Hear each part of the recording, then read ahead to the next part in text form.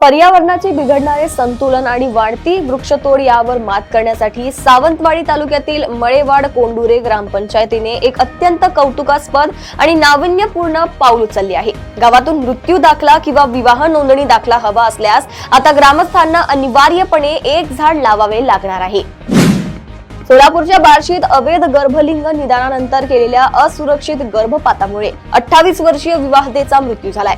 मुलगी असल्याचे समजताच आजही गर्भपात होत असल्याने हे प्रकरण अत्यंत चिंताजनक आहे। या घटनेप्रकरणी पोलिसांनी तिघांविरुद्ध गुन्हा दाखल करून शोध सुरू केलाय।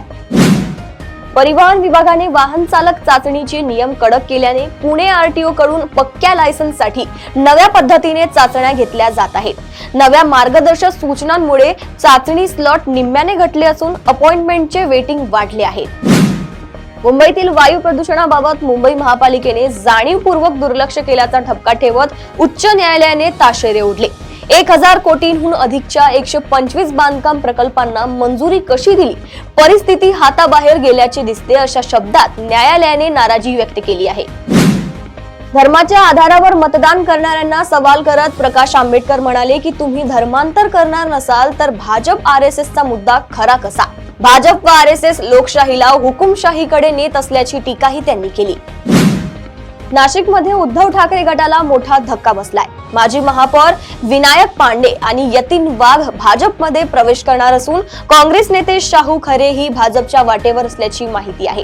गिरीश महाजन यांच्या उपस्थितीत प्रवेश सोहळा होणार आहे।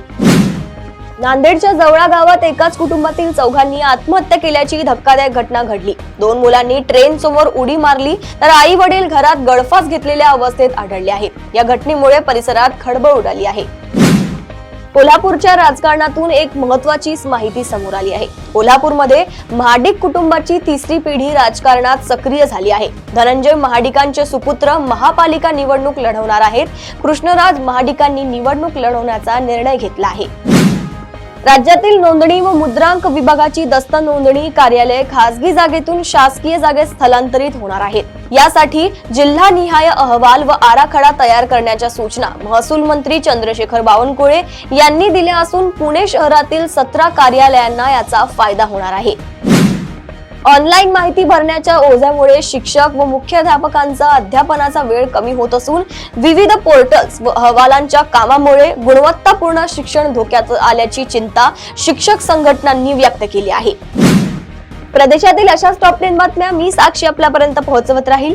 तोपर्यंत बघत रहा देशोन्नती। नमस्कार।